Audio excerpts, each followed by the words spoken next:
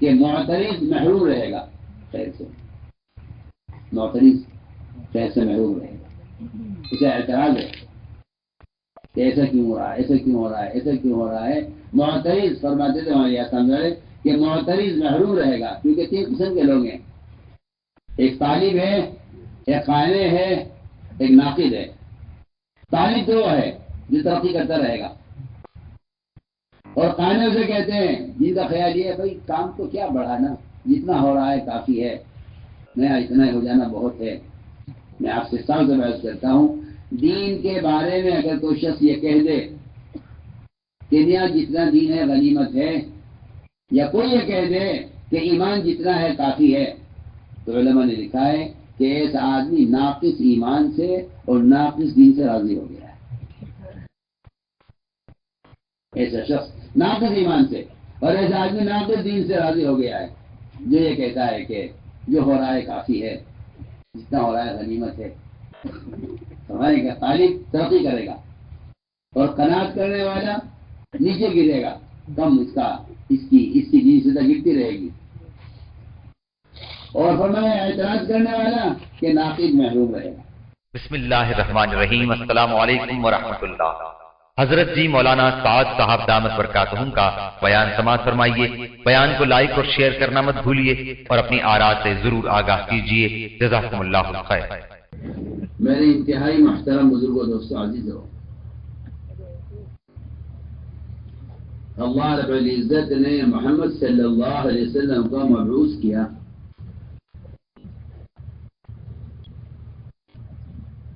اور آپ کے نصرت کے لیے، آپ کے تعاون کے لیے، آپ کی مدد کے لیے اللہ رب العزت نے ایک جماعت کو خود منتخب کیا۔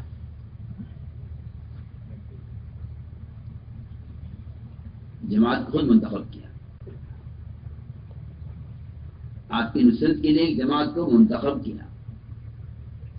اور عجیب بات یہ ہے کہ وہ منتخب بھی انہی لوگوں میں سے کیا جنہوں نے آپ کی مخالفت کی۔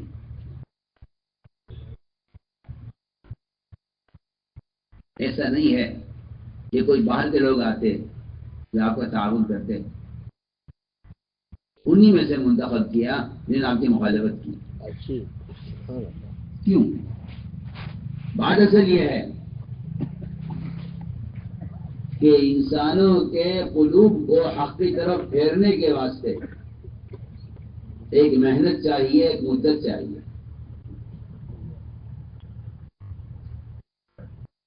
یہ بات یاد رکھیں ہمیشہ کہ کسی کی کرامت سے یا کسی کی حیثیت سے ہدایت پھیلنے والی نہیں ہے۔ ہدایت کے پھیلنے کے لیے نہ کرامتیں کارگر ہوتی ہیں، نہ کسی کی حیثیت کو اثر کرتی ہے، بلکہ قلوب کے خیر کی طرف پھرنے کے لیے سب سے بنیادی چیز وہ محمد صلی اللہ علیہ وسلم کا وہ اذیتوں کا برداشت کرنا ہے جو اذیتیں حضور اکرم صلی اللہ علیہ وسلم نے امت کی صلاحیت کو باطل سے حق کی طرف اور ضد سے استقامت کی طرف تبدیل کرنے کے لیے جو محنت کی ہے، وہ محنت کا سبب ہے دلوں کے پلٹنے کا۔ اس لیے کہ باطل پر ضد ہوتی ہے، حق پر استقامت ہوتی ہے۔ نبی کا کام یہ تھا کہ وہ ان کی ضد کو استقامت میں تبدیل کریں، یہ نہیں کہ وہ ضد کرنے والوں سے لڑ کر انہیں ہٹا دیں راستے سے، نہیں۔ ضد کرنے والوں کی جو صلاحیت ہے حق کے خلاف، اس صلاحیت کو حق کے خلاف ہونے سے حق کی موافقت پر لانا ہے۔ میں بہت اہم بات عرض کر رہا ہوں، یہ دعوت کا اصل خلاصہ یہ ہے، دعوت کا اصل خلاصہ یہ ہے، دعوت کا اصل خلاصہ یہ ہے کہ جو لوگوں میں ضد ہے آپ کے کام سے، آپ اپنی حکمت عملی سے اور اپنی تکالیف اور قربانیوں سے اور اپنی سخاوت اور اخلاق سے ان کی ضد کو استقامت میں تبدیل کریں. اس لیے آپ غور کریں گے کہ جو حضور اکرم صلی اللہ علیہ وسلم کو سب سے زیادہ ستانے والا تھا، آپ صلی اللہ علیہ وسلم کے دل میں اس کی ہدایت کی تمنا اس سے سب سے زیادہ تھی. جو چاہت ابو طالب کے لیے ہدایت کی، وہی طلب ابو جہل کے لیے ہے ہدایت کی، کہ ہدایت آ جائے ابو جہل اور ابو طالب. تو میں نے عرض کیا کہ یہ انتخاب اللہ تعالیٰ نے آپ صلی اللہ علیہ وسلم کی نصرت اور مدد کے لیے اللہ نے یہ انتخاب کیا ہے. کیونکہ اللہ تعالیٰ کا یہ نظام ہے کہ دین اور دین کی دعوت کے بارے میں اللہ تعالیٰ کا کسی سے کوئی رشتہ نہیں. کسی کا کوئی رشتہ اللہ تعالیٰ سے نہیں ہے کہ اللہ تعالیٰ اس سے اپنے رشتے یا تعلق کی وجہ سے کام لے لیں، بلکہ اللہ تعالیٰ کی طرف سے چند شرائط ہیں جن شرطوں کے پورا کرنے والوں کو اللہ تعالیٰ اپنے کام کے لیے منتخب کر دیں گے. اس لیے انبیاء علیہ السلام اور صحابہ کرام کا اور قیامت تک اللہ تعالیٰ کا دستور یہی ہے کہ اللہ تعالیٰ اپنے کام کے لیے خود منتخب کرتے ہیں جس کو چاہتے ہیں، لیکن شرط یہ ہے کہ اس انتخاب میں نسبتیں نہیں چلتی کہ آپ کس کے بیٹے ہیں اور آپ کس کے پوتے ہیں اور آپ کس کے متعلق ہیں. اس کا کوئی خانہ نہیں ہے اس انتخاب میں.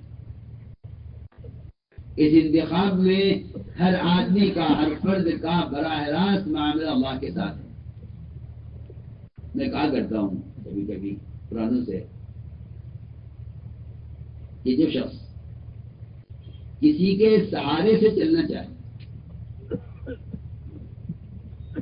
یہ اس بات کی علامت ہے کہ اس کے اندر خود چلنے کی استعداد نہیں ہے. حضور اکرم صلی اللہ علیہ وسلم کے لیے جتنے بھی سہارے تھے اللہ نے سارے سہارے توڑے، سب سہارے توڑے. جو بھی سہارا بنا وہ ٹوٹا، جو بھی سہارا بنا وہ ٹوٹا. آپ دیکھیے جس کو آپ سہارا بناتے تھے وہ ٹوٹ جاتا تھا.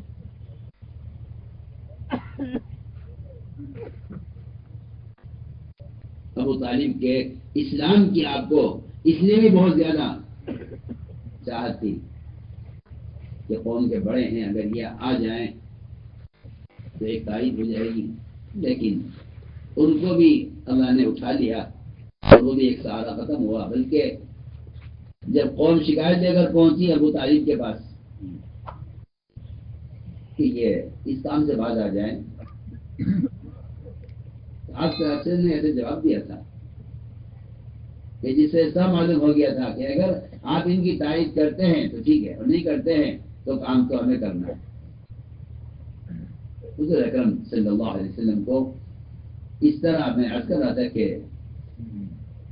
سہارے نہیں، یہ دیکھنا ہے کہ آپ کو خود اپنے اس کام پر خود کتنی بصیرت ہے، اپنے کام پر خود کتنی بصیرت ہے. اس لیے ہم نے عرض کیا کہ اللہ تعالیٰ اپنے بندوں میں سے جس کو چاہتے ہیں اپنے کام کے لیے خود منتخب فرماتے ہیں. اس انتخاب میں بنیادی چیز یہ ہے کہ بندے کا اللہ کی ذات کے ساتھ تعلق. میں اصلی عرض کیا کرتا ہوں کہ ہر آدمی کے اپنے چلنے کا میدان، ہر آدمی کے اللہ کے قرب کے لیے اس کے لیے میدان بنا ہوا ہے. عبداللہ بن مسعود رضی اللہ تعالیٰ عنہ لا تکونوا اماعۃ، کہ اماع مت بنو. لوگوں نے کہا کہ ابن مسعود اماع کیا ہوتا ہے؟ فرمانے لگے اماع یہ ہے کہ کوئی یہ کہے کہ اگر لوگ ادھر چلیں گے تو ہم بھی ادھر چلیں گے، اگر لوگ ادھر چلیں گے تو ان کے ساتھ ہم ادھر چلیں گے، اگر لوگ غلطی پر ہوں گے سب تو ہم ان کے ساتھ غلطی پر ہوں گے. ہم کیا کریں گے اکیلے رہ کر؟ اور اگر لوگ ادھر چلیں گے تو ہم حق پر چلیں گے. ہم کیا کریں گے اکیلے رہ کر؟ یہ وہ لوگ ہیں جنہیں خود اپنی ذات سے انہیں حق و ناحق کی صحیح غلط کی خبر نہیں. فرمایا لا تکونوا امعة کہ پبلک کے ساتھ اور جس وقت پر لوگ چلے ہیں اس پر چل پڑے. فرمایا ایسے مت بنو. اس لیے میرے بزرگ دوستوں لوگ اللہ تعالیٰ کے اپنے آپ کو قبول کرانے میں سب سے بنیادی شرط یہ ہے کہ بندہ اپنے اللہ کے درمیان کے تعلقات کو پہلے درست کرے. یہ بہت ہی اس کی بڑی کمی ہے. اس لیے کہ یہ بات حق ہے کہ جب خلوتیں بگڑتی ہیں تو پھر اس کا اثر جلوتوں پر پڑتا ہے. جب اللہ کے ساتھ تنہائی بگڑتی ہے اس کا سب سے پہلا اثر اجتماعی کام پر پڑتا ہے. اجتماعی کام پر اس کا اثر پڑتا ہے. تو فرمایا کہ سب سے بنیادی بات یہ ہے کہ اپنے اندر وہ صفات پیدا کی جائیں تقوی کی اور سچائی کی اور امانت داری کی اور امت کی خیرخواہی کی. اس لیے سب سے بنیادی بات یہ ہے کہ اللہ کی ذات کے ساتھ تعلق بڑھایا جائے اور اپنی تنہائیوں کو اپنے اللہ کے درمیان کے جتنے بھی امور ہیں ان کی اصلاح کی کوشش کی جائے تاکہ ہمارے اور مخلوق کے درمیان کے حالات درست ہوں. اس لیے کہ یہ بات بالکل حق ہے کہ جو اپنے اللہ کے درمیان کے معاملات کو درست کر دے گا اللہ تعالیٰ اس کے مخلوق کے درمیان کے حالات کو درست کر دیں گے. تو سمجھتے تھے پہلے خلوتیں بگڑیں گی. جی ہاں تو یہ فساد باہر آئے گا. اس لیے بہت بنیادی بات ہے کہ اللہ کی ذات کے ساتھ تعلق پیدا کیا جائے. اللہ رب العزت ایسے لوگوں کو منتخب کر لیتے ہیں اپنے کام کے لیے. اس لیے کہ یہ بات سب جانتے ہیں کہ دنیا کا دستور ہے کوئی بھی اگر کسی شخص کو اپنے کسی کام کے لیے منتخب کرتا ہے اس کا ایک امتحان لیتا ہے. اس کے امتحان میں اس کا سخت انٹرویو ہوتا ہے یا اس کو کچھ دن رکھ کر دیکھتا ہے. بلکہ صاف کہا جاتا ہے ملازم سے کہ آپ کی ملازمت وقتی طور پر ہے مستقل طور پر نہیں ہے. ہم آپ کو رکھ کر دیکھیں گے مہینہ 2 مہینہ. اگر آپ کو ہم سمجھ میں آئے آپ دوبارہ آپ کو رکھیں گے اور اگر نہیں تو پھر آپ کی ملازمت وقتی ہوگی. مجھے میں سب سے کیا عرض ہوں شہرت اور قبولیت شہرت اور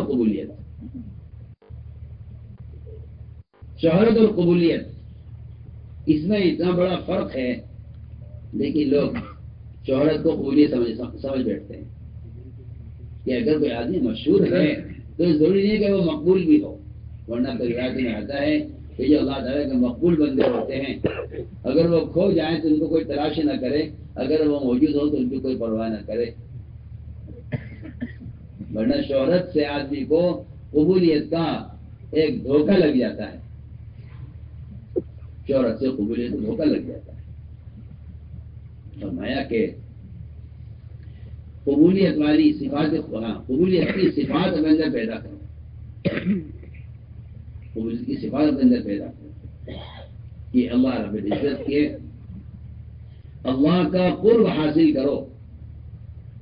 ہم نے غور کیا قرآن میں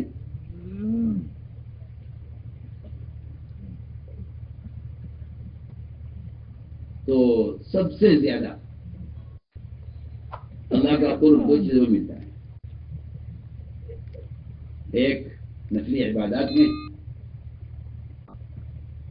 عبادات میں اور دوسری بات یہ ہے اللہ کے انتہائی قرب کی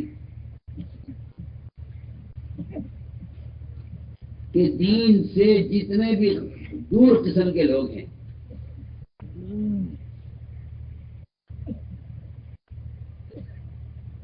اور اپنی سطح سے نیچے اتر کر عام لوگوں کو خود جا کر دعوت دینا, ان 2 چیزوں سے بڑھ کر اللہ کے قرب کا اور کوئی ذریعہ نہیں. سب سے بڑا ذریعہ اللہ کے قرب کا اپنی سطح سے نیچے اتر کر دعوت دینا. کہ جتنے برے سے برے حالوں کے پاس جاؤ گے اللہ کو اتنا زیادہ قریب پاؤ گے. اس کا مطلب یہ ہے کہ جتنے برے حال والے کے پاس جا کر اس کو اللہ سے جوڑنے کی کوشش کرو گے اللہ تعالیٰ کا اتنا اللہ تعالیٰ کا قرب پاؤ گے. اس لیے یہ ایک بنیادی بات ہے کہ انفرادی دعوت، انفرادی عبادت، یہ دو بہت بنیادی چیزیں ہیں جو اللہ مجھے معاف فرمائے استقبال کے زمانے میں یہ دو چیزیں متاثر ہو جاتی ہیں. انفرادی عبادات تو متاثر ہوتی ہیں کام کے تقاضے کی وجہ سے، اور انفرادی دعوت دینا بھی آدمی کے نظر میں ہلکا ہو جاتا ہے کہ اب تو یہ تو عمومی کام ہے، ہمارے ذمہ تو بڑے بڑے کام آ گئے ہیں. میں تو صاف سے بات کرتا ہوں، ہر پرانے کا اپنی ذات سے انفرادی دعوت دینا یہ اس کے لیے اپنے بدن کی غذا کی طرح اہم اور ضروری ہے. اپنے بدن کی غذا کی طرح اس کے لیے اہم اور ضروری ہے، چاہے اس پر اجتماعی تقاضے کتنے بھی زیادہ ہوں، لیکن یہ اپنے وقت کو انفرادی دعوت کے لیے اس طرح فارغ کیا کرے جس طرح ایک بادشاہ یا ایک وزیر وہ اپنی غذا کے لیے اور جسمانی غذا لینے کے لیے اپنا وقت فارغ کرتا ہے. لیکن دعوت ایمان کے لیے اور دعوت اپنی عبادات کی تکمیل کے لیے اور دعوت اللہ کے قرب کے لیے وہ بالکل غذا کی حیثیت رکھتا ہے داعی کے لیے. اس لیے میں نے عرض کیا کہ اللہ تعالیٰ کے یہاں سب سے زیادہ اہم چیز وہ ہے کہ وہ صفات پیدا کرو جن سے اللہ تعالیٰ کی طرف سے آپ سے کام لینے کا فیصلہ ہو. جس میں سب سے اہم بنیادی صفت وہ صفت صبر ہے. ہم عرض کرتے ہیں کہ جتنا بھی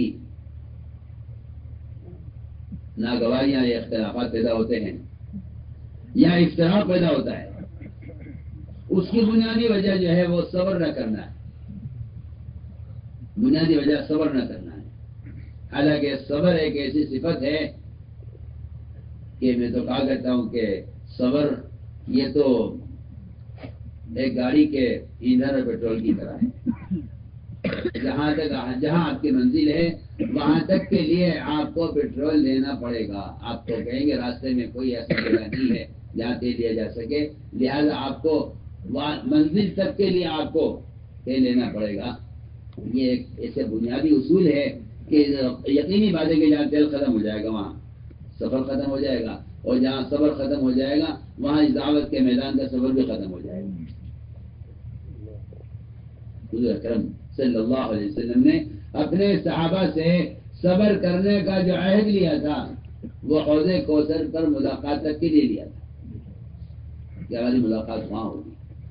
وہاں تک کے لیے آپ صلی اللہ علیہ وسلم نے اپنے صحابہ سے صبر کرنے کا عہد لیا ہے.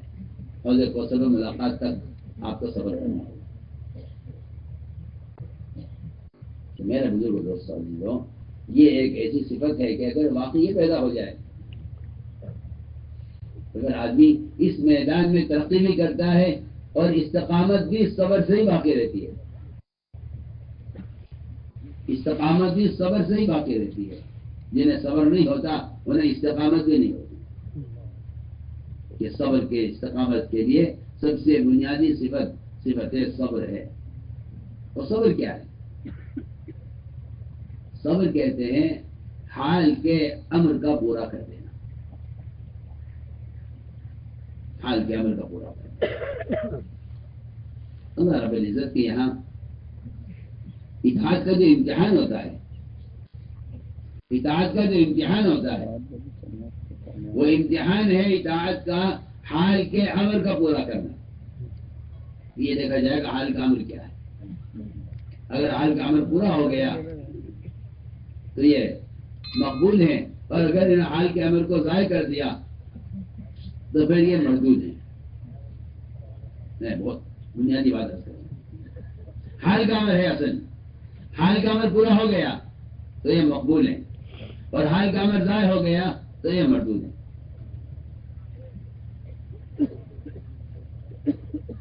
اصل بنیادی بات یہ ہے کہ حال کا عمل پورا ہوا یا ضائع ہوا. اگر حال کا عمل پورا ہو گیا تو یہ اللہ کے یہاں مقبول ہے، اگر حال کا عمل ضائع کر دیا تو یہ مردود ہے.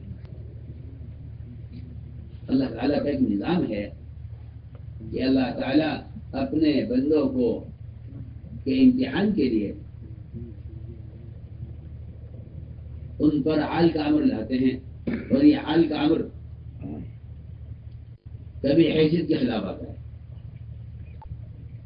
میں صاف سے بات کرتا ہوں، حیثیت کے خلاف حال کا امر آتا ہے. اچانک مشورے میں ایسا کام آپ کے ذمہ آ جائے گا جس کام کو آپ سے کے چھوٹے بھی کر سکتے ہیں.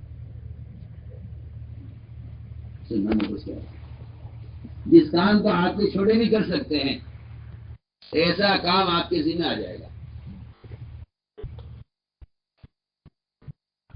جی ہاں، شیطان یہ کہے گا کہ دیکھیے یہ آپ کے ساتھ زیادتی ہے کہ آپ سے وہ کام لیا جا رہا ہے جو کام آپ سے چھوٹے بھی کر سکتے ہیں.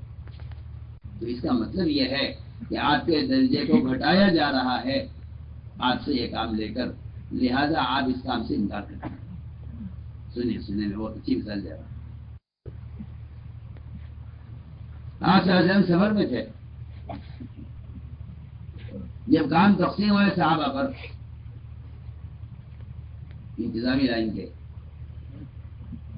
یہ کھانا کون پکائے گا اور بکری کون کاٹے گا اور گوشت کون بنائے گا، تو آپ صلی اللہ علیہ وسلم نے اپنے آپ کو خود پیش کیا یہ کہہ کر کہ جنگل سے لکڑی میں چن کر لاؤں گا.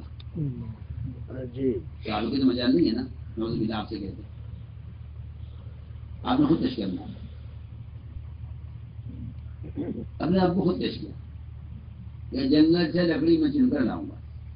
یہ میں کہا کرتا ہوں کبھی کبھی ساتھیوں سے کہ یہاں اس کام میں عہدے نہیں ہیں، ممبر سے لے کر بیت الخلاء کی صفائی تک جتنا کام ہے سب بالکل برابر ہے. سارے کام بالکل برابر ہے. اگر ان کو برابر نہ سمجھا تو اختلاف پیدا ہوگا کہ آپ نے ان کو یہ دیا، آپ نے ان کو یہ نہیں دیا، آپ نے ان کو یہ دیا، آپ نے ان کو یہ نہیں دیا، ان کو یہ دینا چاہیے تھا، ان کو یہ دینا چاہیے تھا. یہ سارے عہدوں کی لڑائی ہوگی. اس کی بنیادی وجہ یہ ہے کہ ممبر کا کام بڑا کام ہے اور بیت الخلاء کی صفائی چھوٹا کام ہے. اس فرق کی وجہ سے یہ اختلافات پیدا ہوں. میں اس کی مثال دینا چاہتا ہوں کہ حل کا جو عمر آئے گا اللہ تعالیٰ کا، وہ حیثیت کے خلاف آئے گا اس امتحان کے لیے کہ تمہارے نزدیک ہمارے عمل کی حیثیت ہے اور عمل کی حیثیت ہے، یہ تمہارے نزدیک اپنی ذات کی حیثیت ہے. اس لیے کہ عبادت کرنے والوں کی دو قسمیں ہیں. عبادت کرنے والوں کی دو قسمیں ہیں. ایک وہ قسم وہ ہے جن میں اپنی عبادات سے کبر پیدا ہو جاتا ہے. ایک قسم وہ ہے جن میں عبادات سے تواضع پیدا ہو جاتی ہے. ہم اس کا امتحان لیں گے کہ اندر کیا بن رہا ہے، کبر بن رہا ہے، تواضع بن رہی ہے، بڑائی بن رہی ہے یا تواضع انکساری پیدا ہو رہی ہے. ہم اس کا امتحان لیں گے. اس لیے میں کہا کرتا ہوں کہ کسی عمل پر استقامت یا کسی عمل پر مداومت، یہ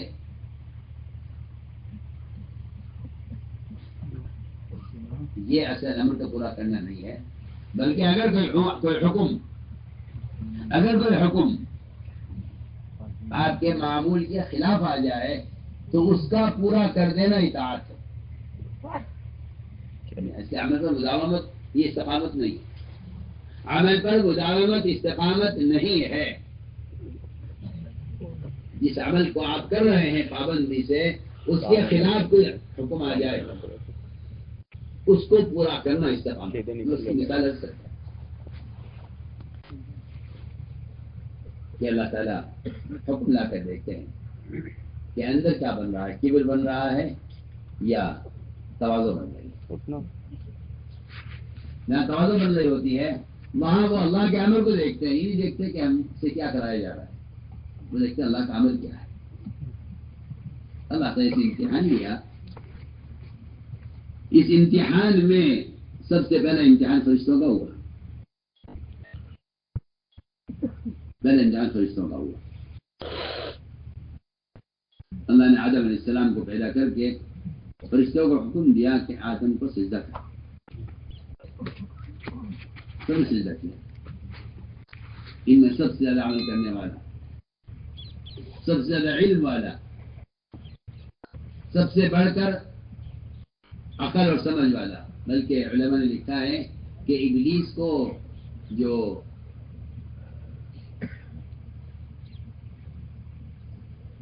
ابلیس کا نے جو انکار کیا ہے اس کا انکار اس کی عقل نے کروایا ہے. کیونکہ عقل تقاضا کر رہی ہے کہ میں ان سے بہتر ہوں، میں پرانا ہوں، میں ان سے بہتر ہوں. عقل تقاضا کر رہی ہے. رحمۃ اللہ علیہ کہ اس سے جو انکار کروایا ہے اس کی عقل نے انکار کروایا ہے. یہ عقل کی بات ہے کہ انا خیر منہ. اس لیے عقلوں کو، تمام عقلوں کو شریعت کے تابع کیا گیا ہے. شریعت عقل کے تابع نہیں ہے. تمام عقلیں شریعت کے تابع ہیں. تمام عقلیں شریعت کے تابع ہیں. شریعت عقل کی تابع نہیں ہے. یہاں اس کی عقل نے اس کو دھوکہ دیا اور عقل نے یہ تقاضا کیا کہ ہمارے ساتھ یہ زیادتی ہو رہی ہے کہ ہمیں ایک نئے آدمی کو سجدہ کرنے کا حکم دیا جائے. ایک نئی مخلوق. تو چنانچہ ابلیس نے سجدہ کرنے سے انکار کر دیا. ابھی کہہ رہے تھے کہ وہ جو حال کا امر ہوتا ہے وہ اس امتحان کے لیے ہوتا ہے کہ یہ حال کے امر کو پورا کرتے ہیں، ضائع کرتے تھے. اس نے حال کے امر کو ضائع کر دیا اور یہ کہہ کر ضائع کر دیا کہ میں ان سے بہتر ہوں. میرے دوستوں جو حال کا امر تو اللہ امر ہے، چاہے وہ آدم کو سجدہ کرنے میں اللہ کا امر ہو، چاہے وہ دائیں ہاتھ سے لقمہ لینے کی سنت ہو. دونوں چیزیں بالکل برابر ہیں حیثیت میں. یہ خیال غلط خیال ہے کہ بھائی سجدے کا جو امر ہے وہ تو بڑا امر ہے اور کھانا کھانے کا جو امر ہے وہ کوئی بڑی بات نہیں ہے. آدمی بائیں سے کھانا کوئی حرام نہیں ہے، دائیں ہاتھ سے کھانا کوئی فرض نہیں ہے. اگر اسے لقمہ بائیں ہاتھ سے لے لیا تو ایسا کون سا بڑا گناہ ہو گیا. لیکن آپ کو دو مثال عرض کر رہا ہوں کہ ادھر ابلیس نے سجدے سے انکار کیا یہ کہہ کر کہ میں ان سے بہتر ہوں. ادھر ایک صاحب نے بائیں ہاتھ سے لقمہ لیا. حضور اکرم صلی اللہ علیہ وسلم فرمایا کہ دائیں ہاتھ سے کھاؤ. اس نے بھی دائیں ہاتھ سے کھانے سے تکبر کی وجہ سے انکار کیا اور یہ کہا کہ میرا دائیں ہاتھ اٹھتا نہیں ہے. آپ نے بددعا دی. فرمایا اللہ کرے تیرے دائیں ہاتھ کبھی نہ اٹھے. حالانکہ وہ اس معاملے میں جھوٹ بول رہا تھا. ہاتھ اس کا صحیح تھا لیکن جن میں کبر ہوتا ہے وہ نصیحت کرنے والے یا خیر کی طرف توجہ کرنے والے کی بات کا انکار کر دیتے ہیں اور انکار اس طرح کرتے ہیں کہ وہ کوئی عذر پیش کر دیتے ہیں کہ بھائی ہم یہ کام نہیں کر سکتے. وہ نہ کرنے سے انکار نہیں کرتے بلکہ وہ اس کے لیے ایک عذر پیش کر دیتے ہیں کہ میں کام نہیں کر سکتا. آسا بدعا دی فوراً اور فرمایا اللہ کرے تیرا یہ ہاتھ کبھی نہ اٹھے. یہ بدعا جو اس کو لگی ہے اس پر اس کا ہاتھ شر ہو گیا اور کبھی اس کے منہ کی طرف اس کا ہاتھ اٹھ نہیں سکا کیونکہ اس نے منع جو انکار کیا ہے. روایت میں ہے مامن آب الکبر کہ اس کا منع کرنا جو تھا وہ انکار کرنا تکبر کی وجہ سے، انکار تکبر کی وجہ سے تھا. میں نے عرض کیا کہ عبداللہ بن مسعود فرماتے ہیں رضی اللہ تعالیٰ عنہ اگر کوئی شخص کسی بھی خیر کے کام کی طرف متوجہ کرے اور کسی بھلے کام کا حکم کرے اور دوسرا آدمی جواب میں صرف اگر اتنا بھی کہہ دے کہ آپ اپنا فکر کریں تو فرماتے ہیں کہ یہ تمام گناہوں میں سب سے بڑا گناہ ہے کسی سے یہ کہنا کہ آپ اپنا فکر کریں. ٹوکنے والے کو اگر آپ نے اس وقت اس کے عمل کی طرف متوجہ کر دیا، ٹوکنے والے کو اگر آپ نے اس وقت عمل کی طرف اس کو متوجہ کر دیا گویا کہ آپ نے اس کو یہ کہہ دیا کہ آپ نئی فکر نہ کریں، آپ اپنی فکر کریں. اس بات کا رد کرنے کی وجہ سے فرماتے ہیں مسعود اللہ تعالیٰ کہ یہ تمام گناہوں میں سب سے بڑا گناہ ہے کہ ٹوکنے والے سے یہ کہا جائے کہ آپ اپنا فکر کریں۔ میرے دوستوں عزیزوں، ابلیس کس مقام پر تھا؟ وہاں سے گرنے کی جو بنیادی وجہ ہوئی ہے وہ حال کے امر کو تکبر کی وجہ سے اس حال کے امر کو ضائع کر دیا، اور یہ کہہ کر ضائع کیا کہ میں ان سے بہتر ہوں۔ کیا وجہ ہوئی؟ کیا وجہ ہوئی آخر؟ میں اس کی وجہ بتلاتا ہوں کہ وجہ بنی ہے حسد۔ وجہ بنی ہے حسد۔ جی ہاں، حسد نیکیوں کو کھا کر ایسا خاک کر دیتا ہے جیسا آگ لکڑی کو کھا کر خاک کر دیتی ہے۔ حسد۔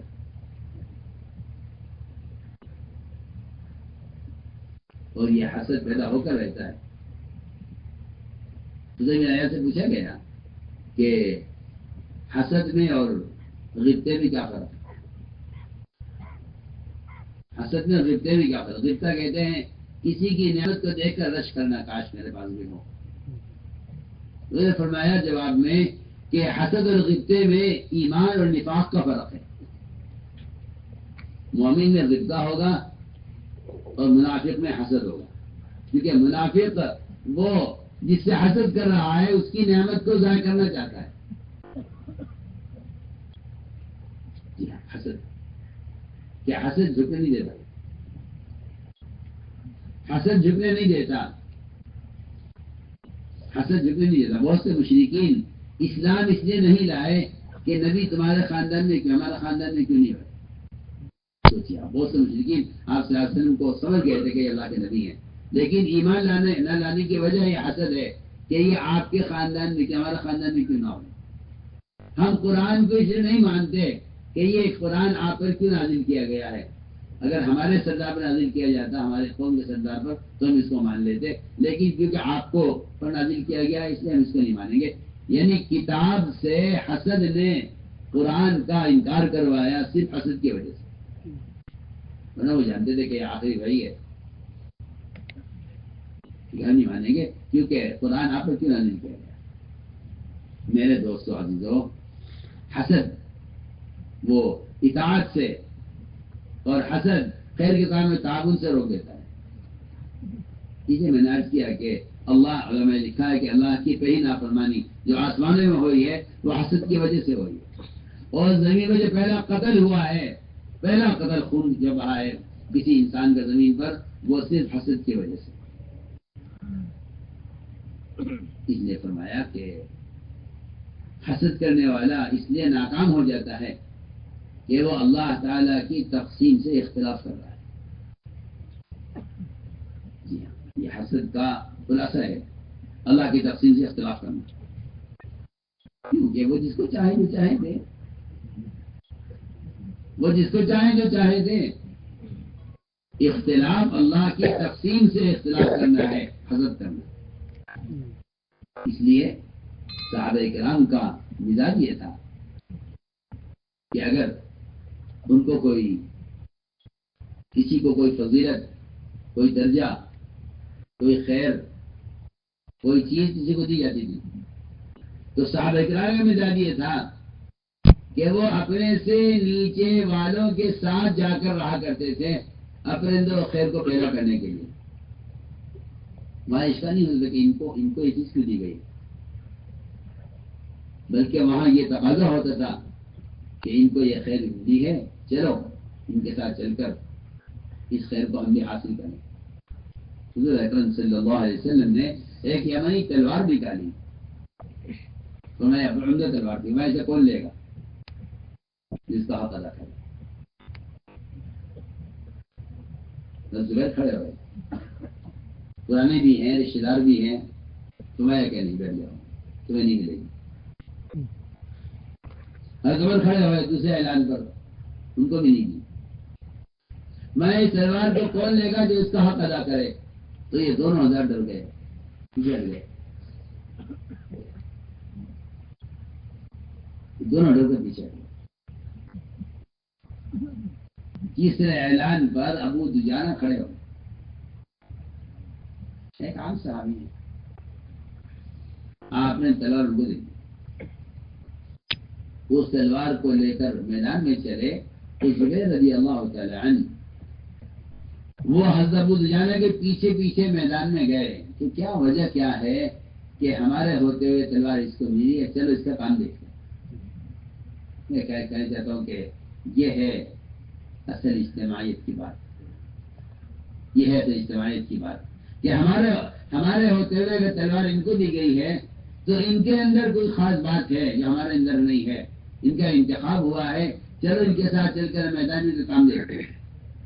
زبیر رضی اللہ تعالیٰ عنہ نعوذ باللہ بجائے اس کے کہ وہ ناراض ہو کر پیچھے ہٹتے یا ناراض ہو کر یہ اعتراض کرتے کہ ہم تو پہلے کھڑے ہوئے تھے، میں آپ کو پہلے پیش کیا تھا، ہم سے کیوں نہیں کام لیا گیا، وہ تلوار ہمیں کیوں نہیں دی گئی، نہیں کیوں دی گئی ہے۔ زبیر رضی اللہ تعالیٰ عنہ ابو دجانہ کے پیچھے پیچھے میدان میں اترے اور ان کے عمل کو دیکھ کر فرمایا کہ اللہ جانے، اللہ کا رسول جانے کس سے کیا کام دینا ہے۔ اس طرح صحابہ کرام کو اگر کسی کی فضیلت سنتے تھے تو ان کے ساتھ رہنے کی کوشش کیا کرتے تھے۔ یہ صحابہ کرام کے واقعات آج صحابہ میں جمع کیے ہیں، اور واقعی ہماری تربیت کے لیے، رہبری کے لیے حیات صحابہ کا مسلسل مطالعہ اور اس کو مستقل دیکھنا کتنی مشکلات کو حل کرے گا، اور اتنا ہی یعنی خیر آئیں گے، ہر مسئلے کا حل ہے، ہر موڑ پر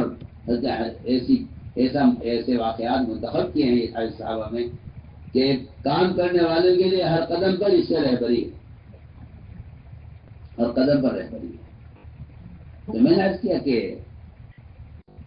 حکم آئے گا کبھی کبھی حیثیت کے خلاف، اللہ تعالیٰ دیکھنا چاہیں گے کہ ان میں اطاعت کتنی ہے، ان میں تواضع کتنی ہے۔ چنانچہ میں نے عرض کی پہلی مثال کہ حکم آیا حیثیت کے خلاف تو ابلیس یہاں ناکام ہو گیا، اس نے سجدہ کرنے سے انکار کر دیا۔ کبھی اللہ تعالیٰ حکم لاتے ہیں انبیاء علیہ السلام پر، ان کا بھی امتحان سخت ہوتا ہے، اور سخت سے سخت امتحان نبیوں کا امتحان ہے۔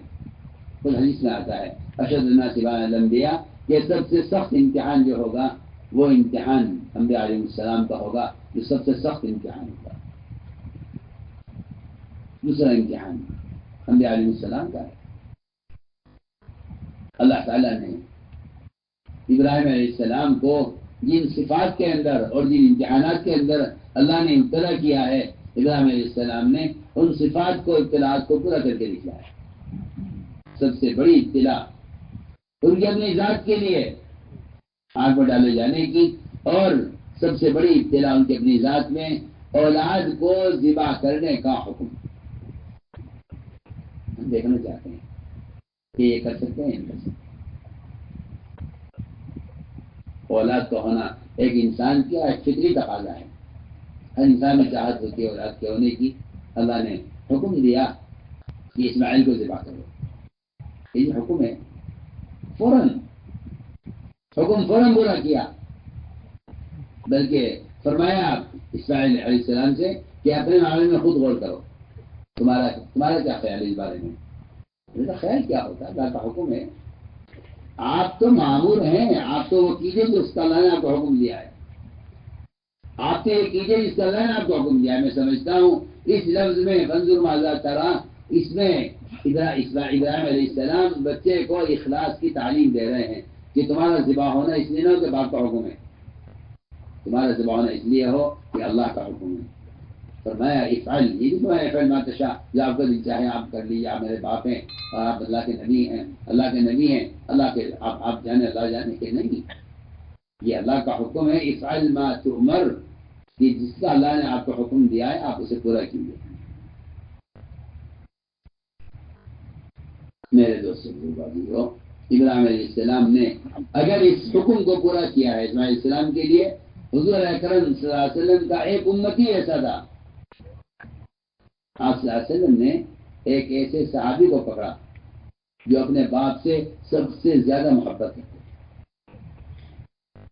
بہت باپ کے ساتھ اس کے سلوک اور باپ کے ساتھ بڑی خدمت کرنے والے تھے، باپ سے بڑی محبت کرنے والے تھے. ان کو پکڑا آپ نے اور بلا کر فرمایا جاؤ میرے باپ کا سر کاٹ کر لاؤ. کوئی وجہ، کوئی جرم، کوئی غلطی کچھ نہیں. فرمایا جاؤ باپ کا سر کاٹ کر لاؤ. روایت میں آتا ہے یہ صحابی سنتے ہی دوڑے، نہ ٹھہرے، نہ کوئی سوال کیا، نہ کوئی وجہ معلوم کی، سنتے ہی دوڑے. فرمایا کہاں جا رہے ہیں؟ اب بتاؤ کہاں جا رہے ہیں؟ آج کی آپ کا حکم ہے میں باپ کا سر لے کر آتا ہوں. میں کہ نہیں، ہاں آؤ. ہمیں رشتوں کو توڑنے کے لیے بھیجا گیا، ہمیں رشتے جوڑنے کے لیے بھیجا گیا ہے.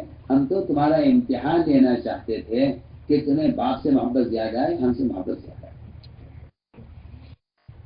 ادھر باپ کا امتحان ہو رہا ہے بیٹے کو ذبح کرنے میں، ادھر نبی اپنے امتی کا امتحان لے رہے ہیں، بیٹے کا امتحان لے رہے ہیں باپ کو ذبح کرنے میں. وہاں ابراہیم علیہ السلام بیٹے کو ذبح کرنے میں کامیاب. یہاں آپ صلی اللہ علیہ وسلم کا ایک امتی آپ صلی اللہ علیہ وسلم کے حکم پر باپ کو ذبح کرنے کو تیار. حکم ہے آپ کا، ہم وجہ نہیں معلوم کریں گے کہ آپ ایسے کیوں کریں گے. آپ کا حکم ہم پورا کریں گے. میرے بزرگ دوست، میں جو کہہ رہا تھا شروع میں کہ اللہ تعالیٰ نے ایک جماعت کا انتخاب کیا ہے آپ صلی اللہ علیہ وسلم کے ساتھ. یہ انتخاب کوئی آسان انتخاب نہیں ہے، بلکہ اس میں اطاعت کے سخت امتحانات ہیں. سخت امتحانات، یہ کریں گے، یہ نہیں کریں گے، یہ کر دیں گے، یہ نہیں کریں گے. ایسے لوگوں کو کوئی انتخاب نہیں ہوتا. کیوں؟ اس لیے کہ اطاعت اور اسی بات طے شدہ بات ہے کہ جو حکم آئے گا وہ حکم ضائع کرنے والا حکم نہیں ہوگا. کیونکہ اللہ تعالیٰ اپنے بندوں کو ظلم کرنے والے نہیں ہیں کہ یہ ضائع ہو جائیں. ایسا نہیں ہو سکتا. بندے لگتا ہے میں اس حکم کو پورا کرنے میں ضائع ہو جاؤں گا، حالانکہ اللہ تعالیٰ اپنے بندے کو ضائع کرنے کے لیے نہیں بلکہ نوازنے کے لیے حکم لاتے ہیں. تو میں نے عرض کیا کہ اندر جذبہ ہوتا ہے، اولاد کا شوق، اولاد کی محبت، اس کو ذبح کرانے کے لیے اس کو ضائع نہیں کرنا ہے، امتحان لینا ہے. وہاں تو چھری نہ چلی، اور یہاں آپ صلی اللہ علیہ وسلم نے خود ہی فرما دیا کہ نہیں، آؤ واپس آ جاؤ. ہم تو دیکھنا چاہتے تھے کہ تمہارے دل میں محبت ہماری زیادہ ہے، یہ تمہارے دل میں باپ کی محبت زیادہ ہے. میدان قتال میں ابوبکر صدیق رضی اللہ تعالیٰ عنہ کی ان کے بیٹے عبدالرحمن کفار کے ساتھ ابوبکر رضی اللہ تعالیٰ عنہ صدیق ایک وقت بیٹے نے کہا بجان میدان میں قتال کے میدان میں آپ میری تلوار کے نیچے آ گئے تھے. کئی بار ایسا ہوا کہ میدان میں آپ میری تلوار کے نیچے آ گئے، مگر مجھے رحم آیا، میں نے باپ سمجھ کے چھوڑ دیا آپ کو.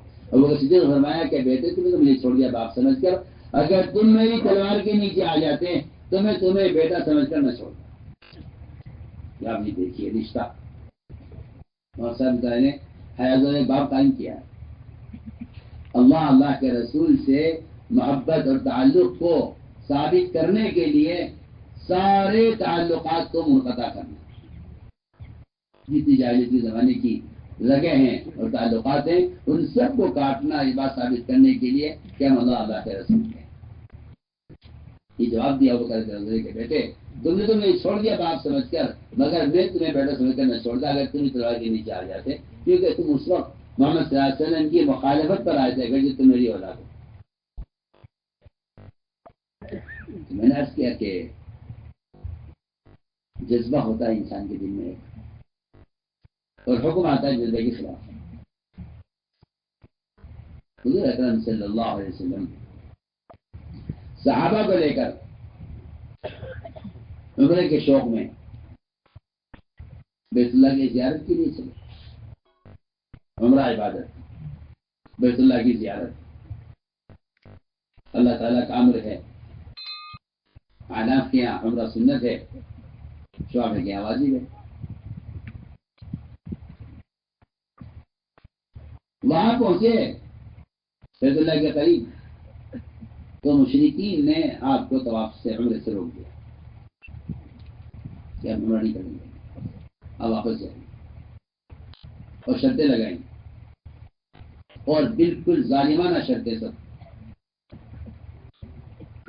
بہت سخت معاملہ کیا آپ کے ساتھ، آپ کے صحابہ کے ساتھ، اور کیسے واپس جائیں۔ یہ ایک امتحان تھا، اور بڑا سخت امتحان تھا کہ سب کا جذبہ عمرہ کرنے کا ہے۔ ادھر کفار کہہ رہے ہیں واپس جاؤ، اور ادھر اس سے زیادہ سخت بات یہ تھی کہ آپ نے فرمایا صحابہ سے واپس چلو۔ صحابہ نے کیوں، ہم کیوں نہ جن سے مقابلہ کریں، ہم کیوں نہ عمرہ کریں۔ سوال اس بات کا تھا کہ اس وقت عمرے کا جذبہ ہے صحابہ کے دل میں، یہ نبی کی اطاعت کرتے ہیں عمرہ چھوڑ کر، یا نبی کی نافرمانی کرتے ہیں عمرہ کرتے۔ دیکھیے تو صحیح، عمرے کی عبادت، بیت اللہ کی زیارت، اگر یہ نبی کی نافرمانی کرتے ہیں اس وقت اس جذبے میں آ کر، تو پھر یہ نافرمان ہوں گے، ان سے پتہ کا کوئی وعدہ نہیں ہے۔ اور اگر یہ فرما برداری میں اس وقت اپنی جذبے کو قربان کر کے نبی کی بات مان لیں، تو پھر ہم ان کو اطاعت کی برکتیں اور فتوحات ان کو یہی دکھلا دیں گے۔ عجیب بات ہے کہ سب کا جذبہ عمرہ کرنے کا، آپ کا حکم کے لیے واپس چلنا ہے، فرمائے واپس چلنا ہے۔ حضرت عمر رضی اللہ تعالیٰ عنہ جس کے پاس بھی جاتے ہیں، جذبہ ہے نا ایک اندر، ہر ایک سے اگر کہتے کہ وہاں پر نہیں ہے، بیت اللہ سب کا نہیں ہے، جواب یہ دیتا تھا کہ عمر یہ اللہ کے رسول ہیں، جو یہ کہیں گے وہ ہمیں کرنا ہے۔ عمر یہ اللہ کے رسول ہیں جن کا حکم ہمیں پورا کرنا ہے۔ سفر کر کے آئے ہیں مدینہ منورہ سے، بیت اللہ کے قریب پہنچ گئے ہیں، اور عین وقت پر کہیں واپس جائیں۔ اللہ کا حکم تھا کہ آپ سے نہیں کو کہ واپس جائیں۔ یہ کیوں ہے حکم؟ یہ اس لیے ہے کہ اس وقت تمہارا جذبہ عمرہ کرنے کا ہے، ہمارا حکم واپسی کا ہے۔ ہم دیکھتے ہیں کہ تم نبی کی اطاعت کتنی کرتے۔ بعض لوگوں نے بال کتروائے اس امید پر کہ دل میں یہ تھا کہ شاید ہمیں کی حق مل جائے، شاید کفار کو رحم آ جائے۔ تو جنہوں نے حلق کرایا انہوں نے تو آپ صلی اللہ علیہ وسلم کی حکم کو پوری طرح مانا۔ آپ نے حلق کرایا، انہوں نے بھی حلق کرایا۔ جن کے دلوں میں ارادہ تھا عمرہ کرنے کا، جن ارادہ تھا عمرہ کرنے کا تو عمرہ کرنا، انہوں نے بال کتروائے، حلق نہیں کرنا، سر نہیں مڑوایا، بال کتروائے، کیونکہ دل میں یہ تھا کہ ہاں شاید عمرے کی حق مل جائے، شاید کفار کو رحم آ جائے، شاید اب کوئی خبر آ جائے، شاید اب کوئی خبر آ جائے۔ تمہارے دل میں یہ بات ہے کیوں کہ جو ہم چاہ رہے تھے وہ ہو جاتا؟ جب نبی نے حکم دے دیا واپس جانے کا تو تمہارے دل میں عمرے جیسی عبادت کی چاہت کیوں باقی ہے؟ کیونکہ بات قرآن نے صاف کہہ دی ہے کہ تیرے رب کی قسم عالم مومن ہو نہیں سکتا کہ تیرے فیصلے کے بعد ان کے دل میں اپنی چاہت باقی رہ جائے، چاہے وہ عمرہ کیوں نہ ہو، چاہے وہ روزہ کیوں نہ ہو، چاہے وہ کوئی سمی عمل خیر ہو، ان کے دل میں بات باقی کیوں ہے؟ قرآن نے صاف کہہ دیا کہ تیرے رب کی قسم عالم مومن نہیں ہو سکتا جب تک اس کے دل کی اچھی چاہتیں بھی نبی کے حکم کے تابع نہ ہو جائے۔ اچھی چاہتیں روایت عجیب ہے، جن لوگوں نے حلق کرایا آپ صلی اللہ علیہ وسلم کے لیے 3 مرتبہ دعا کی مغفرت کی، اللہ مغفر للمحلقین، اللہ مغفر للمحلقین، 3 مرتبہ دعا دی ان کو۔ ان کے لیے دعا نہیں ہوئی، کتروانے والوں کے لیے۔ انہوں نے خود کہا کہ اصلا ہماری بھی دعا کر دیجیے، ان کے لیے دعا ہو رہی ہے۔ آپ نے ان کے کہنے پر 1 مرتبہ صرف 1 مرتبہ فرمایا کہ اللہ بال کترنے والوں کی مغفرت کر دیں۔ ان کے کہنے پر یہ دعا 1 مرتبہ کی ہے، اور حلق کرانے والوں کی بغیر طلب کے آپ نے 3 مرتبہ دعائیں مغفرت کی ہے۔ علماء نے لکھا ہے وجہ اس کی یہ تھی کہ انہوں نے آپ صلی اللہ علیہ وسلم کا مکمل اتباع کیا ہے، اور انہوں نے بال کتروائے ہیں کیونکہ ان کے دل میں یہ بات تھی کہ تھوڑا سا اور انتظار کر لیتے ہیں، شاید جلد مل جائے عمرہ کرنے۔ جب مدینہ حکم یہ واپس چل رہا ہے، میں نے عرض کیا کہ حکم آتا ہے آدمی کے اچھے جذبے کے خلاف، جذبہ بہت اچھا ہے یہ کریں، حکم آ گیا کہ نہیں یہاں سے واپس جانا ہے، ابھی یہاں سے ہٹے نہیں تھے، ابھی یہاں سے ہٹے نہیں تھے کہ فتح کی خبر آ گئی اللہ کی طرف سے، ابھی ہٹے بھی نہیں تھے یہاں سے کہ فتح کی خبر آ گئی۔ صحابہ فرماتے ہیں کہ تم لوگ حدیبیہ کو فتح، مکے پر حملے کو فتح مکہ کہتے ہو، اور ہم حدیبیہ کو فتح مکہ کہتے ہیں، کہ وہاں تو جہاں جذبات اپنے قربان کر کے حکم پورا کیا ہے، وہیں ہمیں فتح کی خبر مل گئی تھی کہ اللہ کی طرف سے فتح کا فیصلہ ہو گیا۔ میرے دوستوں بزرگوں عزیزوں، اس طرح میں کہنا چاہتا تھا کہ جو حکم آتا ہے اللہ تعالیٰ کا، وہ کہیں جذبے کے خلاف، کہیں فطری محبت اور تعلقات کے خلاف، کہیں حکم آ جاتا ہے معمول کے خلاف۔ معمول یہ تھا کہ نماز ہوتی تھی بیت المقدس کی طرف، نماز ہوتی بیت المقدس کی طرف، اچانک حکم آ گیا نماز کے دوران کہ آپ رخ پھیر لیجیے بیت اللہ کی طرف۔ یہ نماز کے درمیان میں حکم آیا ہے، اور نماز پڑھتے پڑھتے آپ سے راستے میں آپ کے صحابہ اسی وقت گھوم گئے بیت المقدس سے بیت اللہ کی طرف۔ کہ ہم نے ایسا کیوں کیا؟ ہم نے صرف جاننے کے لیے کیا ہے کہ جو نبی کے ساتھ عمل میں چل رہے ہیں، ان میں کون ہے جو فوراً حکم پورا کرتا ہے، اور کون ہے ان میں جو کہتا ہے نہیں وہ قبلہ بھی ٹھیک ہے، یہ قبلہ بھی ٹھیک ہے، کبھی ادھر پڑھ لیں کبھی ادھر پڑھ لیں۔ کہ نہیں، ہم تو آپ کی اجتماعیت کو دیکھنے کے لیے، اور آپ کے ساتھ جو امت آپ کے ساتھ ہے، ہم ان کی اطاعت کو جانچنے کے لیے ہم نے قبلے کو بدلا ہے، تاکہ ہم جان لیں کہ کون تم میں نبی کا اتباع کرنے والا ہے، کون ایڑی کو بل پلٹنے والا ہے۔ میں کہ ہم قریب کہیں گے احمد قسم کے لوگ کہ ان کا قبلہ کیوں بدلا گیا؟ یہود نے کہا ہمارا قبلہ ہمیں کیوں چھوڑا؟ اگر غلط تھا تو آپ کی پچھلے باتیں ضائع ہو گئی، اگر صحیح تھا اس کو بھی چھوڑ دیا۔ کفار نے کہا ہمارا قبلہ ہم نے کیوں اختیار کیا؟ ہمارے بتوں کو نہیں مانتے، ہمارے قبلے کی طرف کیوں آئے؟ منافقین ہوتے ہیں اعتراض کرنے والے۔ منافقین نے یہ کہا کہ ان کا تو کوئی ٹھکانا ہی نہیں ہے، کبھی کچھ کرتے ہیں، کبھی کچھ کرتے ہیں، کبھی کچھ کہتے ہیں، کبھی کچھ کہتے ہیں۔ کیا ضرورت تھی بھلا قبلے کو بدلنے کی؟ جب ایک معمول چل رہا تھا چلتا رہتا، کیا ضرورت تھی اس کو تبدیل کرنے کی؟ معمول چل رہا تھا چلتا رہتا ہے، اس کو بدلا کیوں ہے؟ منافقین کو اعتراض، ہمیشہ اعتراض ہوا ہے منافقین کو، اس لیے مولانا صاحب کا ملفوظ ہے کہ معترض محروم رہے گا خیر سے، معترض خیر سے محروم رہے گا، اسے اعتراض ہے کہ ایسا کیوں ہو رہا ہے، ایسا کیوں ہو رہا ہے، ایسا کیوں ہو رہا ہے۔ معترض فرماتے تھے ہمارے یہاں کہ معترض محروم رہے گا، کیونکہ 3 قسم کے لوگ ہیں، ایک طالب ہے، ایک قائل ہے، ایک ناقد ہے۔ طالب تو وہ ہے جو ترقی کرتا رہے گا، اور قائل اسے کہتے ہیں جن کا خیال یہ ہے بھائی کام تو کیا بڑھانا، جتنا ہو رہا ہے کافی ہے، میں اتنا ہو جانا بہت ہے۔ میں آپ سے صاف سے بحث کرتا ہوں، دین کے بارے میں اگر کوئی شخص یہ کہہ دے کہ دنیا جتنا دین ہے غنیمت ہے، یا کوئی یہ کہہ دے کہ ایمان جتنا ہے کافی ہے، تو علماء نے لکھا ہے کہ ایسا آدمی ناقص ایمان سے اور ناقص دین سے راضی ہو گیا ہے۔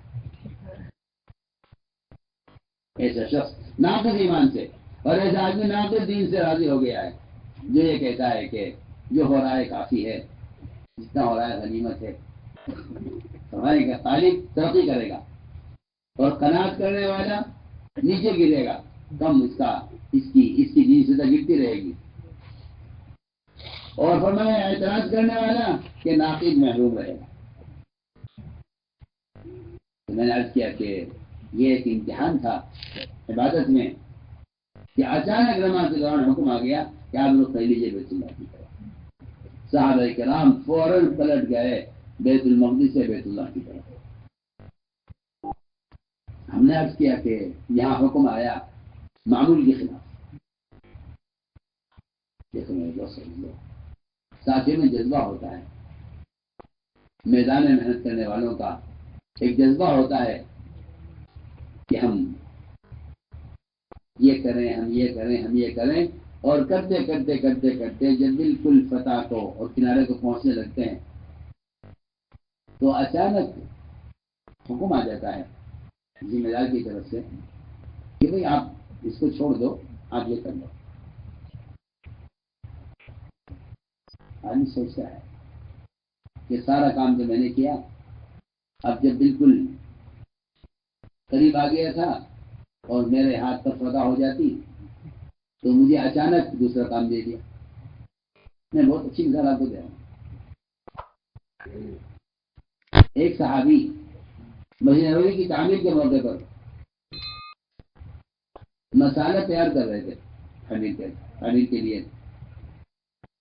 آپ نے دیکھا ان کا مسالہ بناتے ہوئے ان کو بڑی محنت سے کام کر رہے تھے. فرمایا ہے بھائی فلاں نے تم چھوڑ دو یہ کام، اس کو بلاؤ فلاں انصاری کو، وہ مسالہ اچھا بناتا ہے. اس کو آپ نے ان کو ہٹایا، ان کی جگہ جس کو لگا دیا. مثال دے رہا ہوں آپ کو.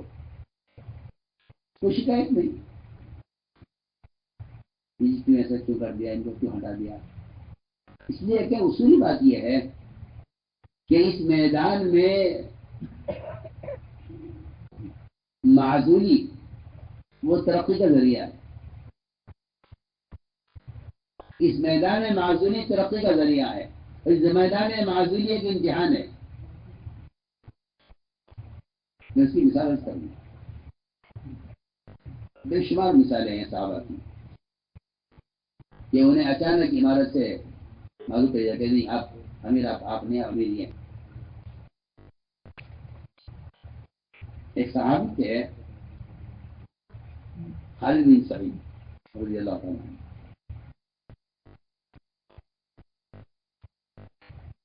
ایک سال تک وہ صدیق رضی اللہ تعالیٰ عنہ کی عمارت سے انہوں نے اتفاق نہیں کیا. ایک سال تک وہ ایک مدینے سے باہر رہ گئی.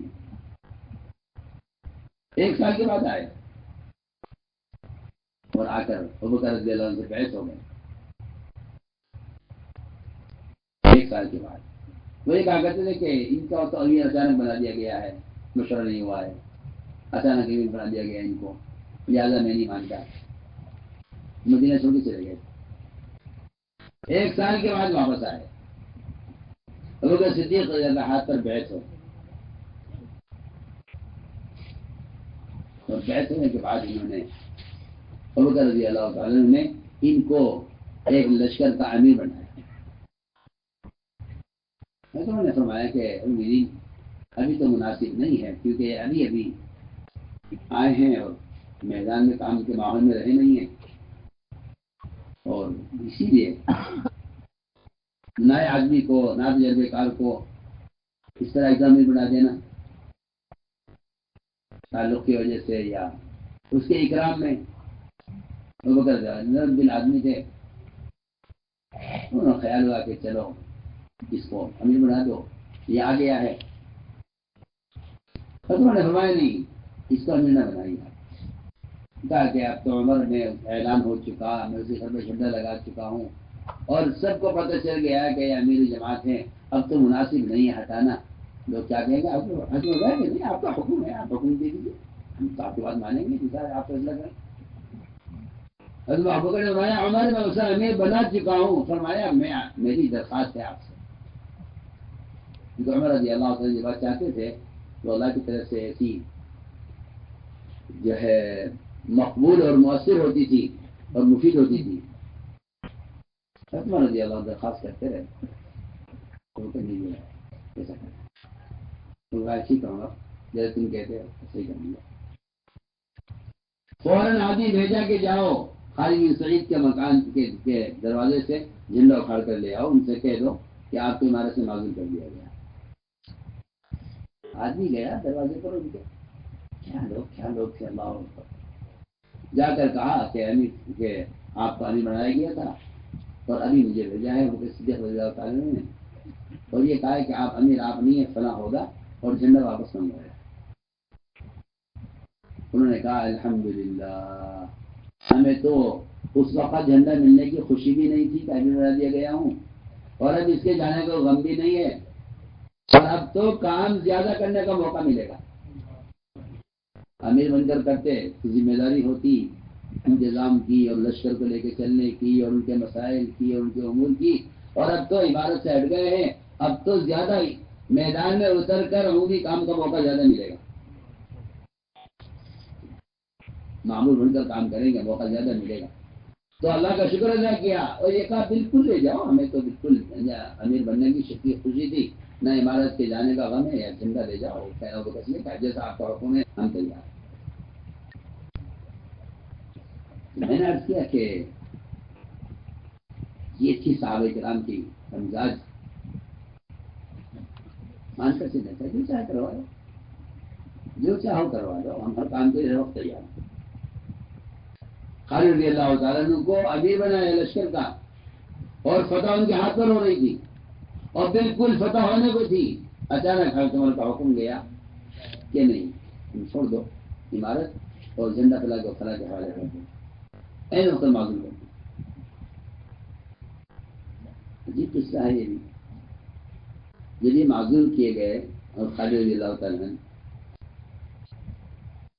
ان کے بڑے جگری دوست تھے علقمہ ابن علاسہ، بڑی محبت تھی آپس میں، تعلقات ہوتے نا آپس میں، تو پھر ان تعلقات کی وجہ سے جھگڑے بھی ہوتے ہیں کہ جی دیکھو انہوں نے ہمارے ساتھ ہمارا آدمی کے ساتھ ایسا کیا ہے، ہمارے دوست نے ایسا کیا، ٹھیک ہے ہم بھی ابھی اسے لڑیں گے کیونکہ انہوں نے ہمارا آدمی کے ساتھ ایسا کیا۔ لیکن وہاں عجیب و غریب مزاج ہے لوگوں کا۔ حضرت علقمہ کو سے تو محبت تھی، حضرت خالد سے بہت جگری دوست ان کے۔ جب وہ معذور کر دیے گئے، خبر پہنچی، خیر وہ خالد آ گئے، واپس آ گئے، تو رات کو اندھیرے میں ملاقات ہوئی، حضرت علقمہ ابن علاسہ کی ملاقات ہوئی حضرت عمر سے، اندھیرا، رات کا اندھیرا تھا۔ حضرت عمر رضی اللہ تعالیٰ عنہ کی شکل، صورت، لہجہ، آواز وہ ملتا تھا حضرت خالد سے بہت۔ حضرت علقمہ یہ سمجھے کہ یہ خالد ہے، وہ سے حضرت عمر۔ علقمہ نے بات شروع کر دی، علقمہ نے کہا او خالد، یہ جو عمر ہے نا مومنین، اس نے جو تجھے معذور کیا ہے یہ بہت تنگ دلی کی بات ہے، اور تنگ نظر ہے یہ عمر، اور اچھا نہیں کیا عمر نے تیرے ساتھ ایسا کر کے۔ تو تم سنتے رہے، وہ سمجھ رہے خالد ہے، حضرت عمر کے خلاف ان سے بات کی، بہرحال ان کو تکلیف تو ہوئی اس بات سے کہ میرے دوست کو معذور کر دیا۔ حضرت عمر سنتے رہے، فرمایا اور سناؤ اور سناؤ خالد، اور سناؤ علقمہ۔ علقمہ نے کہا کہ میرے چچا کے میرے بھتیجے کو مال کی ضرورت تھی، میرا خیال تھا کہ عمر سے کہوں گا اس کے لیے مال کچھ دے دے، لیکن جب عمر نے تمہارے سے ایسا کیا تو بس میرا ارادہ نہیں ہے عمر سے مال کا سوال کرنے کا، اس طرح کی بات میں نے کی۔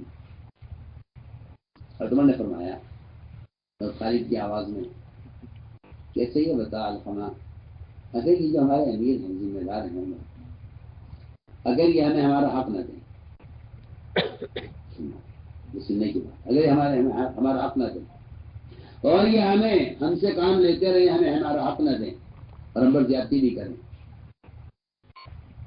تو یہ بتا علقمہ کہ تیرا پھر کیا خیال ہے؟ علقمہ نے کہا دیکھ خالد، بات یہ ہے اگر یہ ہمیں ہمارا حق نہ دیں اور یہ ہم سے کام لیتے رہیں تو ہمیں تو ہر حال میں ان کی مان کر چلنا ہے اور اپنے آپ کو ان کے حوالے کرنا ہے۔ یہ انہوں نے جواب دیا۔ صبح کو مجلس سلطنت کی حالت تھی، سب سے آگے مقدس یہ دونوں بیٹھے ہوئے تھے، علقمہ اور خالد دونوں برابر بیٹھے سامنے۔ حضرت عمر نے فرمایا ہاں بھائی بتاؤ خالد، رات تمہاری علقمہ سے کیا باتیں ہوں گی؟ خالد نے کہا میں تو کئی روز سے ملا نہیں، ملاقات نہیں ہوئی کہ نہیں؟ بتاؤ بتاؤ رات تم دونوں کیا باتیں کر رہے تھے؟ خالد نے کہا اللہ کی قسم میری اس کی ملاقات نہیں ہوئی. علقمہ نے کہا خالد جھوٹ مت بولو، قسم مت کھاؤ، رات میں اور تم ساتھ میں تو تھے. تم دونوں سچ بول رہے ہو. علقمہ تمہارے ساتھ، خالد نہیں تھا، میں تھا تمہارے ساتھ. مگر علقمہ تم نے جو بات کہی ہے نا کہ چاہے ہمارے ساتھ کچھ بھی ہو لیکن ہمیں ہر حال مان کر چلنا ہے. اور میں فرمایا ایک مومن کے دل کا یہ جذبہ مجھے پوری دنیا پر حکومت کرنے سے زیادہ پسند ہے. یہ مجھے تو اس کی بات کرنی. ایک مومن کے دل کا یہ جذبہ کہ ہمیں مان کر چلنا ہے مجھے پوری دنیا پر حکومت کرنے سے زیادہ پسند ہے. ایک مومن کا یہ جذبہ کہ ہمیں مان کر چلنا ہے. میرے دوستوں، ایک ہوتا ہے کلب معلم، سدائے ہوئے کتے ہوتے ہیں جن کو چھوڑا جاتا ہے میدانوں میں، وہ شکار کرتے ہیں، شکاری کتے کہلاتے ہیں. شریعت نے اس کے شکار کو 3 شرطوں پر حلال کہا ہے. پہلی بات یہ ہے کہ آپ بسم اللہ پڑھ کر اس کو چھوڑیں کتے کو. دوسری اہم شرط یہ ہے کہ یہ کتا اس میں سے خود نہ کھائے، لا کر شکار لا کر مالک کے حوالے کر. اگر یہ کھا لیتا ہے اس میں سے تو یہ کتا امانت دار کتا نہیں ہے، اس کا شکار حلال نہیں ہے. تیسری شرط بہت اہم ہے کہ جب یہ کتا دوڑ رہا ہو شکار کے پیچھے اور اچانک مالک یہ کہے کتے کو کہ واپس آ جاؤ، اس کو چھوڑ دو، اور مالک کتے کو روکنا چاہے، کتا اگر رک جاتا ہے مالک کے اشارے پر، اس کا تجربہ اس کو ہو جائے بارہا کہ یہ کتا اشارے پر رک جاتا ہے، حالانکہ بھاگ رہا ہے اس شکار کے پیچھے، اور دوڑتے دوڑتے جو قریب پہنچتا تھا کہ وہ مالک اس کو روک دو، اور یہ مالک کے اشارے پر شکار کو چھوڑ کر وہیں رک جائے، تو فرمایا کہ اس کا تو شکار حلال ہے. اور اگر یہ کتا مالک کا روکنے پر رکتا نہیں ہے اور شکار پر حملہ کر دیتا ہے تو یہ شکار اس مالک کے لیے حلال نہیں. یہ کتا فرمان بردار نہیں. آپ سوچیے تو صحیح، ایک جانور اگر مالک کا فرمان بردار نہیں ہے تو اس کا شکار قابل قبول نہیں ہے، حلال نہیں ہے. تو جو امتی عبادت کے لیے پیدا کیا گیا ہے اگر اس میں اطاعت نہیں ہے تو بتائیے اس کا عمل قابل قبول اللہ نے کیسے ہوگا؟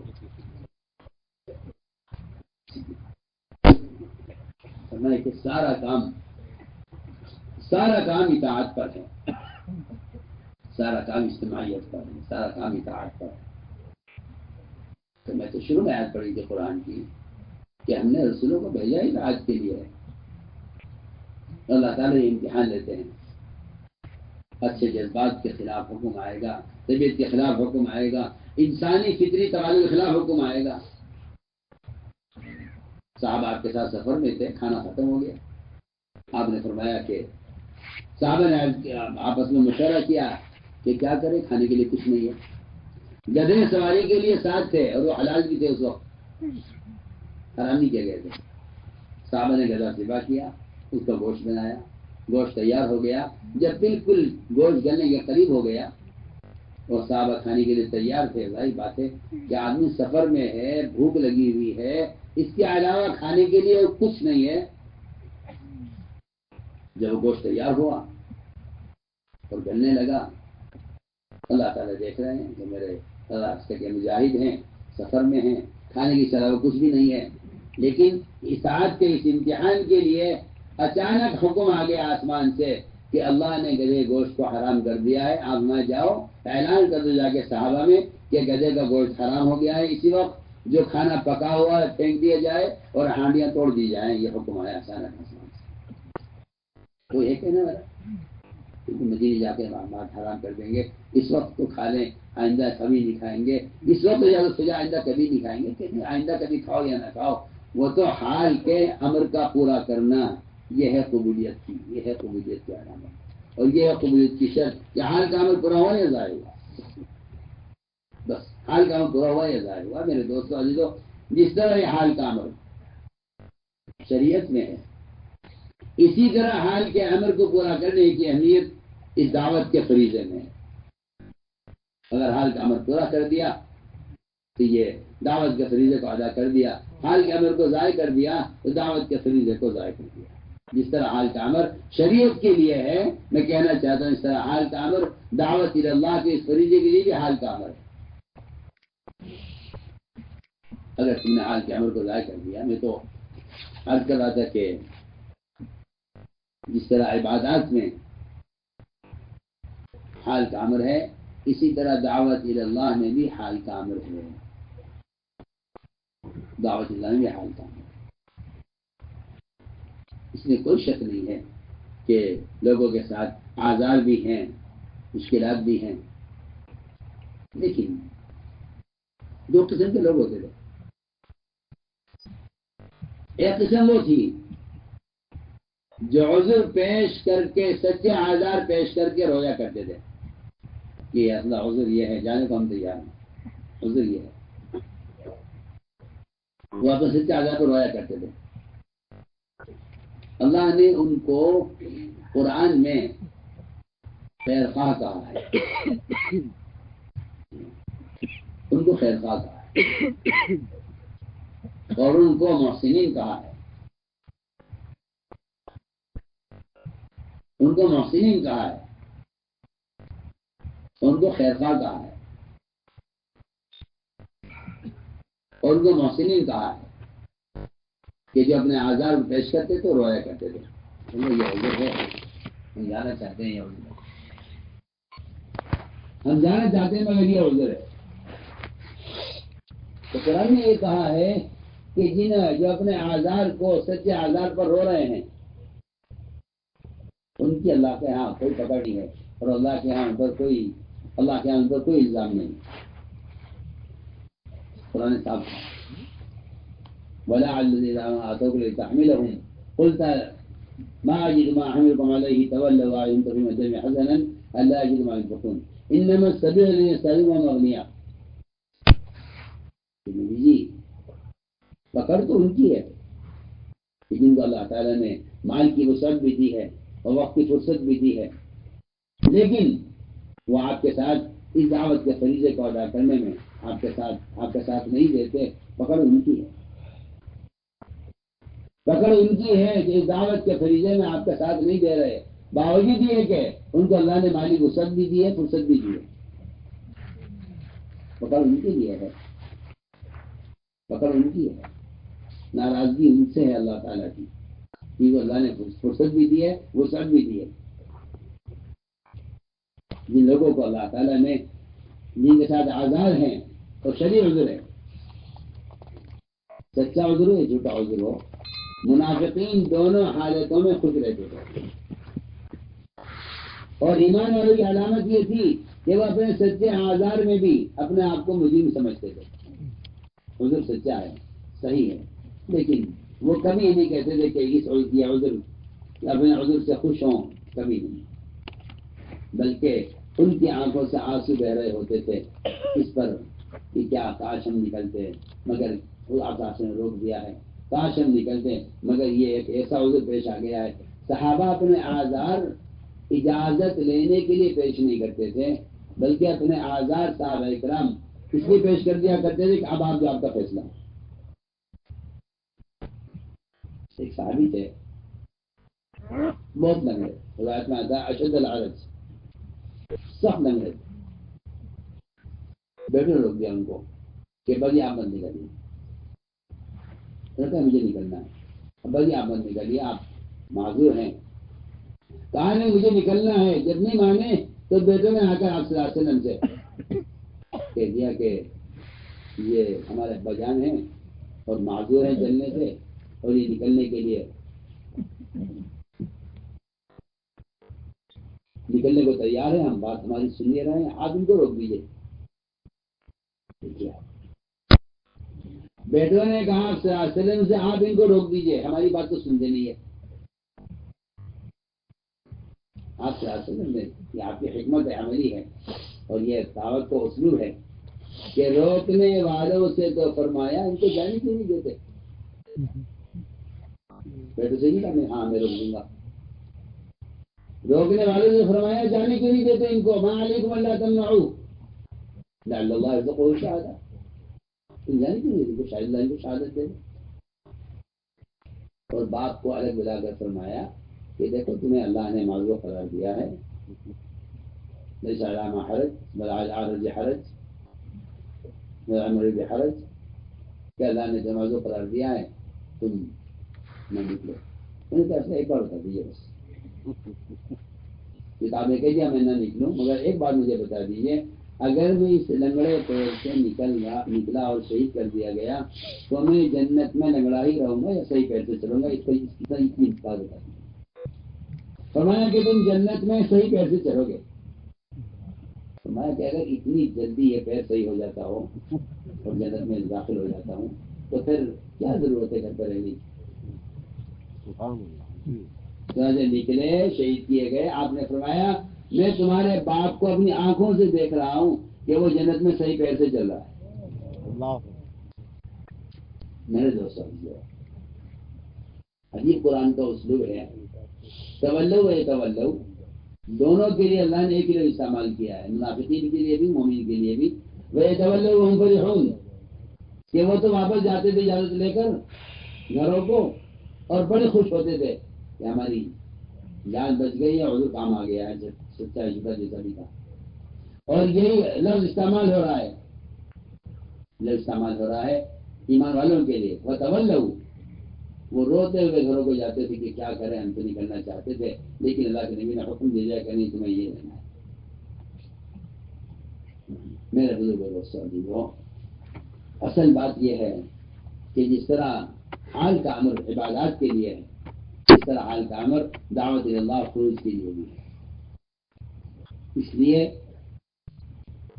اللہ کے راستے کا خروج اور نفر یہ اللہ کے امر کی وجہ سے ہے کہ اس کا حکم ہے نکلنا. اس لیے کہ نفر و خروج وہ اقامت دین کے لیے ہے. نفر و خروج اقامت دین کے لیے ہے، دین کو قائم کرنے کے لیے ہے، دین کو قائم کرنے کے لیے ہے. اس لیے قرآن نے کھل کر کہا ہے الا تنفروا يعذبكم عذابا اليما، نہیں نکلو گے تو اللہ تمہیں عذاب دیں گے. لوگ یہ سمجھتے ہیں کہ یہ اس زمانے میں جو خروج ہوتا تو قتال کی وجہ سے ہوا کرتا تھا، اس لیے اس کی وعیدیں ہیں نہ نکلنے پر. حالانکہ ایسا نہیں ہے، بلکہ قرآن یہ کہتا ہے وَأَنفِقُوا فِي سَبِيلِ اللَّهِ وَلَا تُلْقُوا بِأَيْدِيكُمْ إِلَى التَّهْلُكَةِ کہ اللہ کے راستے میں نکلنے میں، اللہ کے راستے میں نکلنے میں مال خرچ کرنے میں کمی مت کرو ورنہ اپنے ہاتھوں اپنے آپ کو ہلاکت میں ڈالو گے. یہ آیت جب نازل ہوئی تو عجیب اس آیت کے اندر فرمایا کہ اللہ کے راستے میں نکلنے پر خرچ کرو اور اپنے ہاتھوں اپنے آپ کو ہلاکت میں مت ڈالو. یہاں انفاق خرچ نہ کرنے پر ہلاکت کی دھمکی ہے، اور خرچ نہ کرنے پر ہلاکت کی دھمکی ہے، نہ نکلنے پر ہلاکت کی دھمکی ہے. حالانکہ اس پورے قصے میں قتال کا کوئی ذکر نہیں ہے. آج تو میں بھی لوگ جو لوگ یہ سمجھتے ہیں کہ وعیدیں تو قتال نہ کرنے کی وجہ سے ہیں، ان کو بات معلوم ہونی چاہیے کہ معترض محروم. بیان آپ کو پسند آیا ہو تو بیان کو لائک، شیئر اور چینل کو سبسکرائب کرنا مت بھولیے. کمنٹس میں اپنی رائے کا اظہار ضرور کیجیے.